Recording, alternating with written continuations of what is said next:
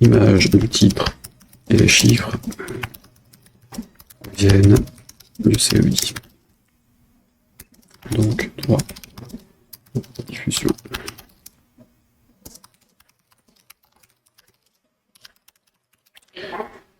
Droit de diffusion et usage commercial, utilisé, je rajoute mon commentaire. Donc on va changer les crédits du jeu pour pouvoir ajouter ces infos. Je les ai donc dans le crédit scène. En fait, le crédit scène, il récupère autre chose, donc ça sert à rien que je change ici, c'est dans le texte des crédits. Je vais peut-être repasser en full screen sur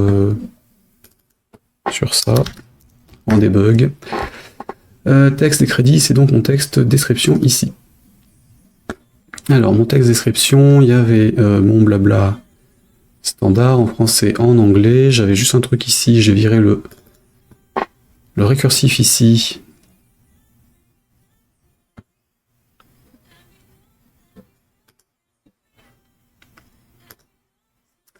Ce truc-là m'intrigue. Hop. Par défaut, il est à non.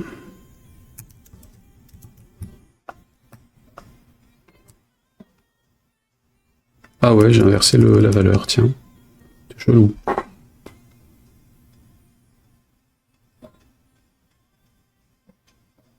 J'aurais pas dû appeler ce champ-là récursif. Il m'a perturbé hier et il me reperturbe. Du coup, je vais annuler un truc, puisque j'ai ouvert un ticket sur le starter kit par rapport à ça.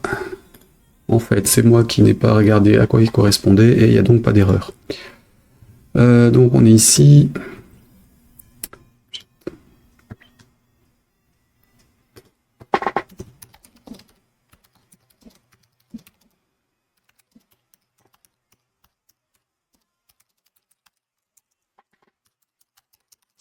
Distro, when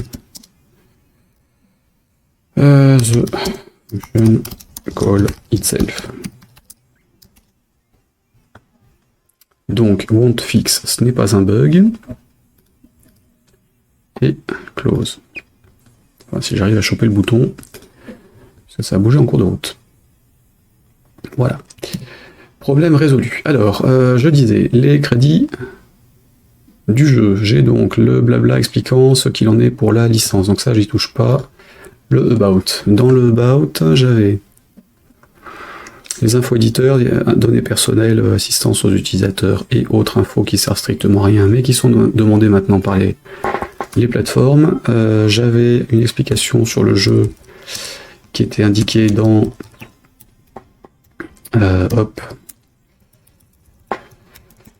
dans le dépôt GitHub sur les docs que j'ai utilisé, et donc remerciements, ou plutôt crédit, non remerciements. Hop là, et donc les remerciements, on va dire que c'est ça. Graphisme, donc les boutons d'interface, c'est Kenny, pictogrammeuse. Pictogrammers.com.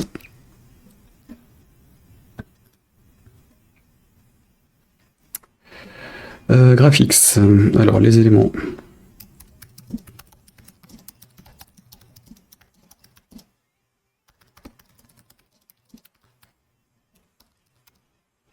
Kenny.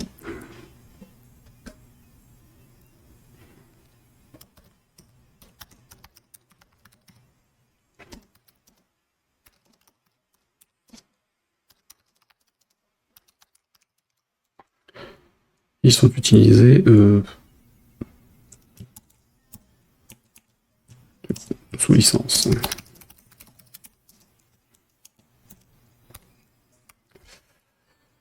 Hop là, les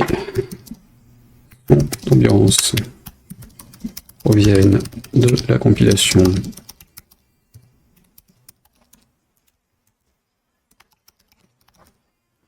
Voilà, je sais plus exactement, il faut que je revoie le texte d'origine dans les codes sources. CTRL F, GSP. Voilà, GSP 500 noise.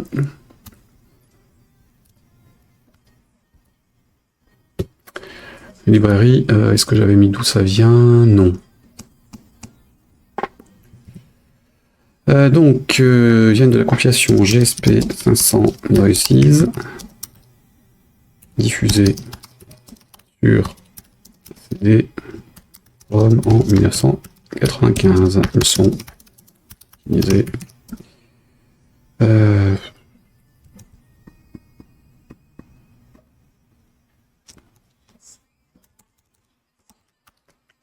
Ouais. La musique de fond et de Ginny Culp.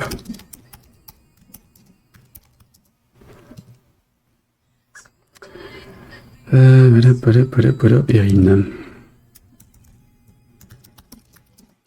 Ginny Culp.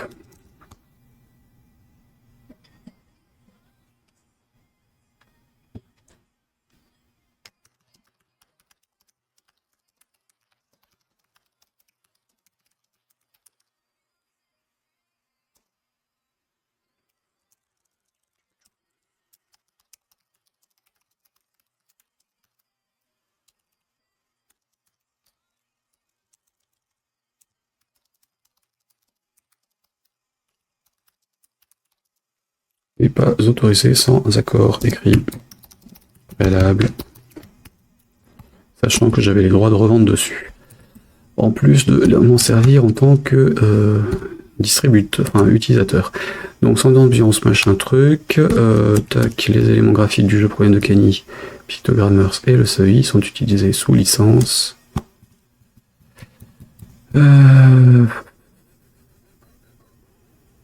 Et normalement c'était du CC0 pour les trois, mais on va pas s'étaler là-dessus. Donc, je copie ça, je traduis.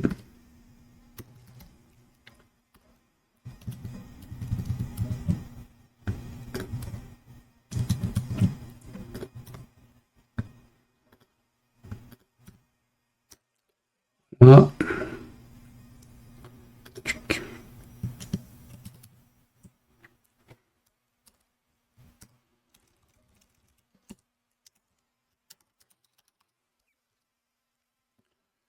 Et je colle ça au-dessus dans la version anglaise.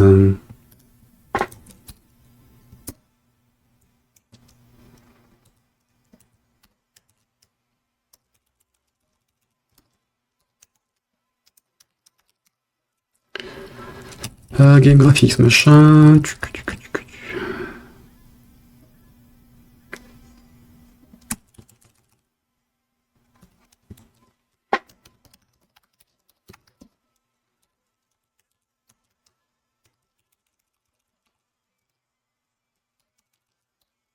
Voilà, donc machin, en Delphi, les images, les sons, et je fais pareil sur la version française. Donc, les éléments graphiques, et ça. CTRL X. Cette application a été développée par machin, ce jeu vidéo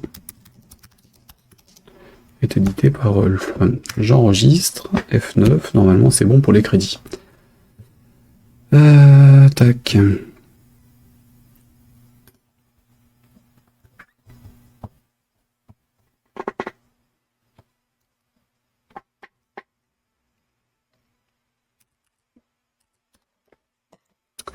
Donc, de boulou, boulou, boulou, boulou.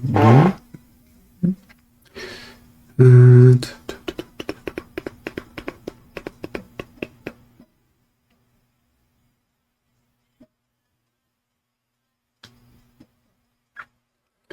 faut quand même que je rajoute que c'est libre de droit normalement, puisque c'était le cas au départ. Il était passé où le CD? Ouais, il est dans un des cartons d'archives. La musique de fond de Erin et Ginny Culp. Là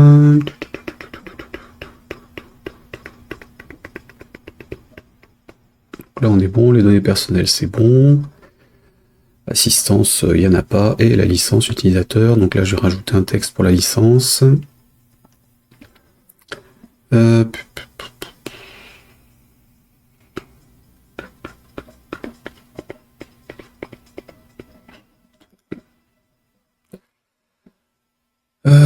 Ouais, ok, bon. Ah si, juste un dernier petit détail quand même. Si je fais un petit coup de F1, Donc j'ai la boîte de dialogue habituelle, j'avais bien changé le logo, c'est bon. Là, j'ai bien le blabla, qui comme d'hab ne veut pas aller jusqu'au bout sur la première zone, et sur la deuxième, on a tout. Vraiment que je corrige ça sur la boîte de dialogue. Ok, donc c'est opérationnel. Pour les crédits du jeu, je peux clôturer ce ticket-là. Et c'était le numéro 3. C'est bien, on se rapproche du début. Hop, dated.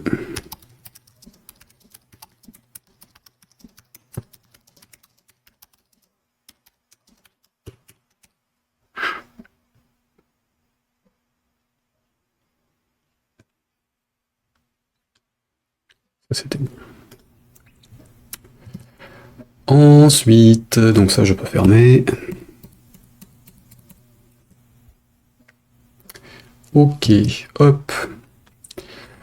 Donc au démarrage, avoir le coût des trucs sur lesquels on ne peut pas cliquer, avoir la taille de la zone de jeu, ça je vais la faire tout de suite.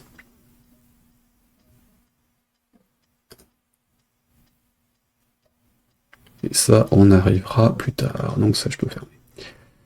Le calcul de la zone de jeu. Donc on va être sur des tablettes et écran d'ordinateur, ça pose aucun problème en termes de taille parce que 82 fois... Pardon, ici, 82 par 9 en largeur, ça donne 738. A priori, tous les appareils du marché maintenant ont au moins 738 pixels de large. Ou pas d'ailleurs, parce que je suis en train de réaliser que mon... Je sais plus combien fait le Ulefone sur lequel je suis. Peu importe, donc en largeur ça donnerait ça, et en hauteur, comme de toute façon, j'ai dit que je ne voulais pas d'ascenseur sur l'écran de jeu, il faut que je le réduise. Et là on n'est plus à 82 par 9, mais 82 par 10. Donc notre jeu il est en 820 par 738.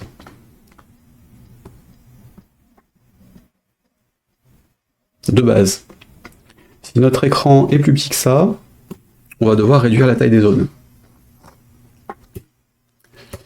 Évidemment, si on est sur smartphone et qu'on fait une rotation, bah, celui qui le veut en paysage plutôt que portrait, il aura dans l'os parce que ce sera tout rikiki. Et c'est volontaire, en tout cas c'est l'objectif.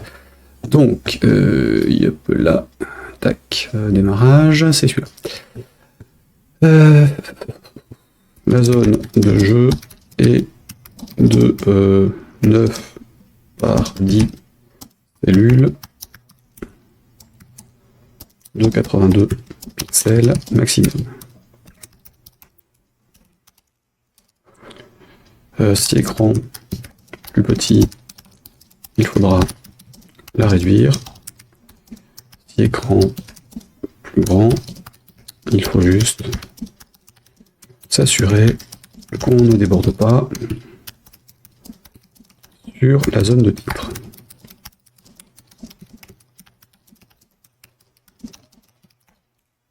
Et donc on masquerait le titre si on n'a pas de raison de le voir. Première étape. Donc quand je suis sur mon écran de jeu, donc j'ai dit j'ai pas d'ascenseur, hein. Donc je vais avoir une zone de titre et la zone de jeu qui est dans un layout global, donc lui on s'en préoccupe pas. C'est le L-Game qui m'intéresse, et donc ça en G-Title, comme sur le premier écran. Histoire de savoir sur quoi on travaille, c'est plus clair dans le source que glyph. 1, 2, 3 et des brouettes. Donc G-Title.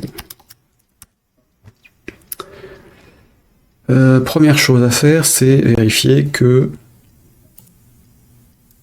je ne déborde pas, et ça, il faudra le faire dans le show de l'écran comme en resize de l'écran, puisque c'est le resize qui est défini, enfin qui se déclenche quand on change d'orientation. Un resize ou resized, on va dire qu'on reste en resize 2 dans celui-là.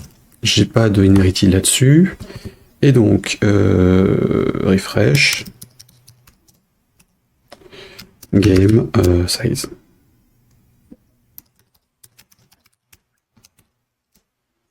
Voilà, et dans mon show, je vais aussi faire un refresh game grid size.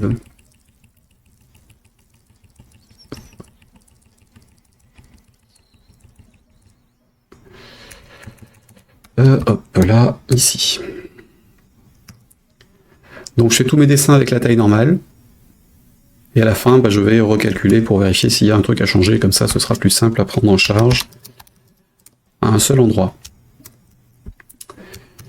Dans ce truc-là, première chose à faire, c'est tester si je suis plus grand ou plus petit que la taille de l'écran normale. Sachant que tout a été calculé par rapport à une taille de cellule standard, donc 82 par 82 qui est la taille de l'image. Du coup, if notre zone, alors je vais l'appeler comment, LGameZone. .with et supérieur ou égal à la largeur de l'écran, ou LGameZone.height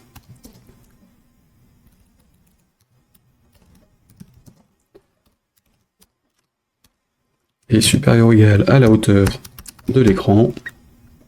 À ce moment-là, on doit la recalculer. Une fois qu'on a retaillé cette zone-là qui est centrée sur l'écran, on vérifie si elle déborde ou pas sur la zone de titre. Donc if LGameZone .position.y est inférieur à G title .position.y plus sa hauteur plus sa marge basse.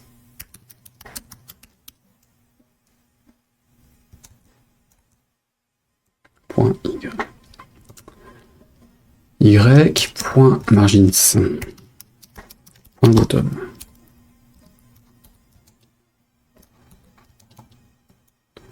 Et ce truc-là, ça va conditionner le fait d'afficher ou pas la zone de titre. Donc tant qu'à faire, on va directement modifier le visible du title.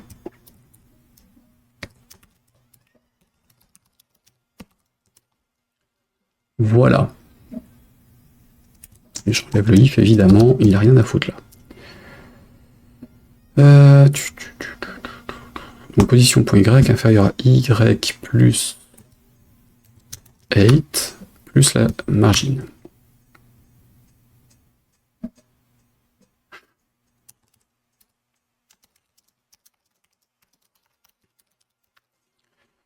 Bien. Du coup, je vais quand même revirer le plein écran puisque je vais jouer F9.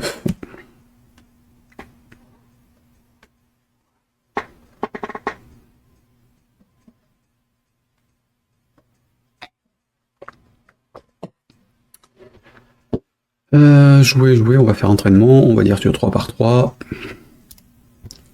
Là, on a la zone qui est au-dessus. Ça se chevauche, ça devrait masquer l'autre.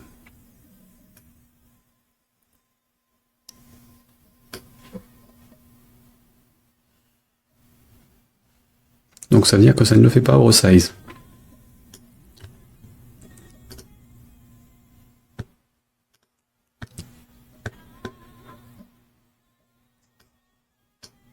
Pourtant, on l'a bien. Alors, le position.y, il est à 139. Le Y du title, c'est 10 plus 100 plus 10, donc 130, 120, F9. Si je remonte, ici, je remets un point d'arrêt, et on croise les doigts. Donc le position.y, il est à 78, est-ce qu'il est inférieur à ça, plus 100, plus le bottom? On va dire oui. Donc le glyphe, il devrait disparaître.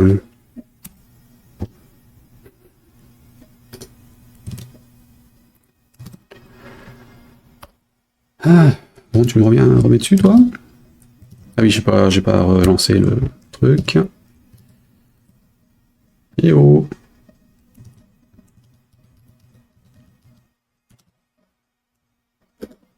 Bon, ok, il est planté.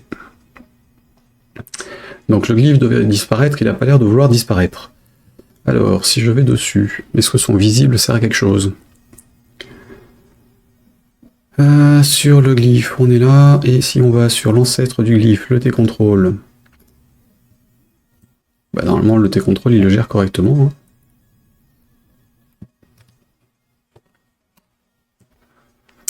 Est-ce que j'ai un set glyphe, set visible, quelque part ici, qui serait surchargé, qui poserait problème? Update visible.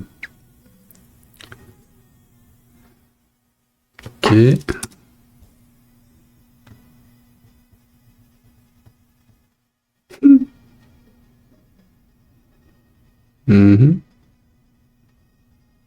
Oh oh.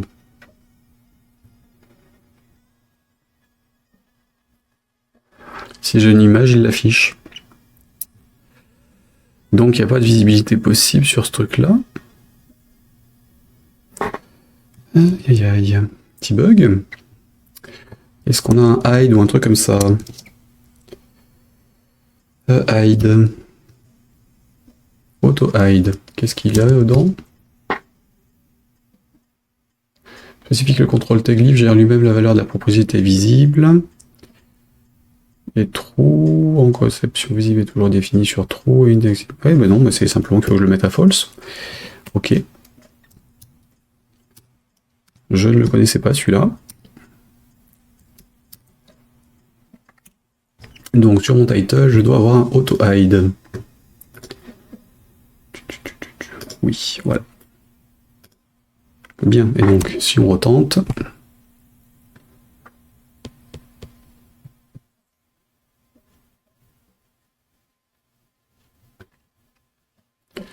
Alors, évidemment, c'est comme tout, il y a beaucoup d'évolutions sur ces trucs-là. Je vais repartir en 9 par 9, évidemment.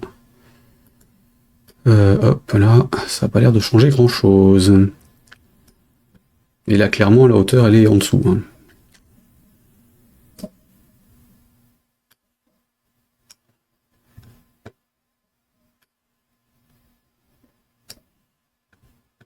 Oh, même sur mon écran, je suis trop grand, en fait.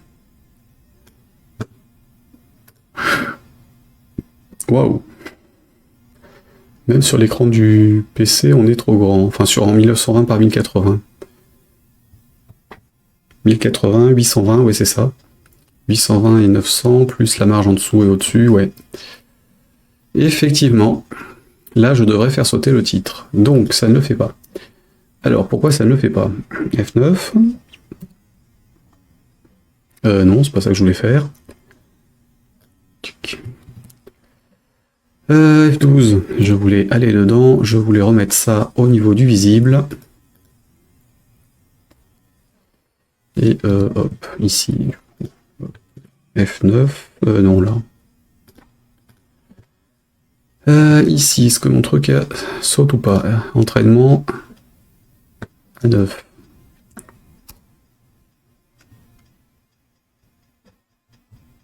Visible est à false.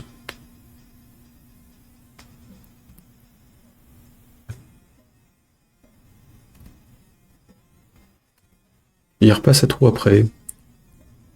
Pourquoi?